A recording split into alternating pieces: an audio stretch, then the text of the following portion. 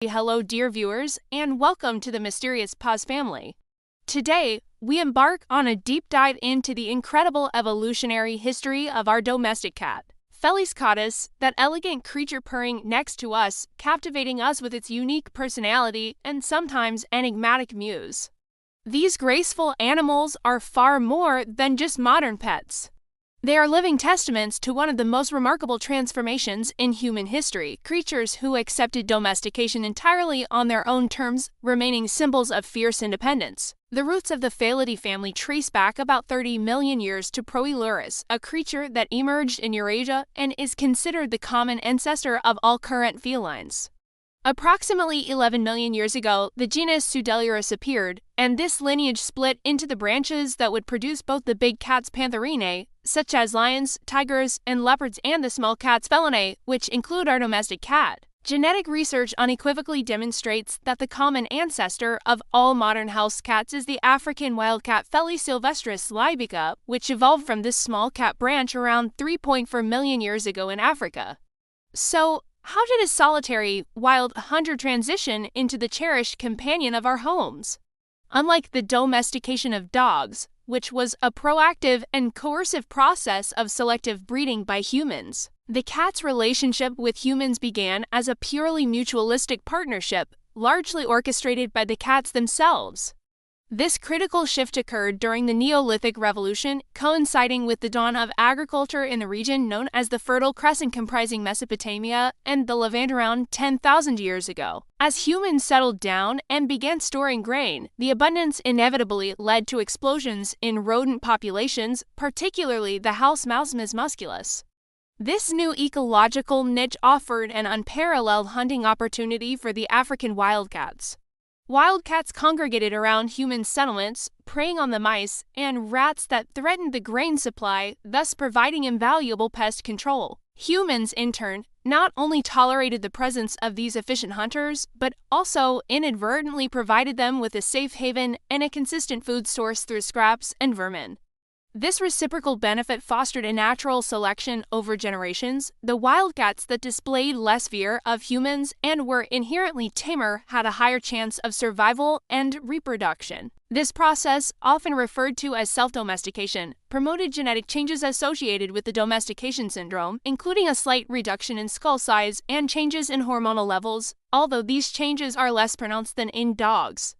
The earliest archaeological evidence of this association is a kitten skeleton found deliberately buried alongside a human skeleton in Cyprus, dating back to approximately 7500 BCE. This finding is crucial as it predates the Egyptian reverence for cats by thousands of years and suggests cats held a significant cultural value to humans almost immediately. The true cultural apotheosis of the cat, however, occurred in ancient Egypt starting around 2000 BCE. The Egyptians not only fully domesticated cats, but elevated them to a sacred status. The cat was intimately associated with Bastet, the goddess of fertility, home, and protection. Killing a cat was considered a capital crime punishable by death, and when a family cat died naturally, the family would often observe a period of mourning, sometimes even shaving their eyebrows. Millions of cats were mummified, either as beloved companions or, in later periods, as religious offerings to the goddess. From Egypt, the cat rapidly spread across the ancient world via maritime trade routes. Prized for their vital skills as shipmasters, cats traveled with Phoenician traders, Roman legionaries, and even Vikings, ensuring their dispersal across the Mediterranean, Europe, and Asia. Genetic studies confirm that the modern global cat population descends from two major migration waves: an initial dispersal from the Near East during the Neolithic period, followed by a much larger, more influential wave of Egyptian cats that spread throughout the Old World. The cat's journey took a dark turn in medieval Europe. Associated with paganism, witchcraft, and the devil by the medieval church, cats, especially black cats, were persecuted and sometimes subjected to mass cults. Ironically, this destruction of the cat population is believed to have contributed indirectly to the spread of the Black Death, as it allowed the rodent populations carrying the plague-infested fleas to multiply unchecked. Following the Renaissance, the cat slowly reclaimed its status, re-establishing its value as a pest controller and affectionate companion. The era of modern cat breeds truly began in the late 19th century in England with the first organized cat shows and deliberate breeding efforts. This marked a shift from regionally adapted landraces like the Turkish Van or Siberian to formally recognized breeds like the Persian and Siamese, where specific aesthetic traits like coat length, color, and head shape were selectively enhanced through artificial selection. However, the contrast with canine domestication remains striking. While dogs have undergone drastic genetic divergence from their evolved ancestors, domestic cats retain a high degree of genetic similarity to the African Wildcat. Most formal cat breeds are relatively recent, spanning only the last 150 to 200 years. Furthermore, the vast majority of the global cat population, the Moggies or local landrace cats, still exhibit the genetic markers of their wild predecessors.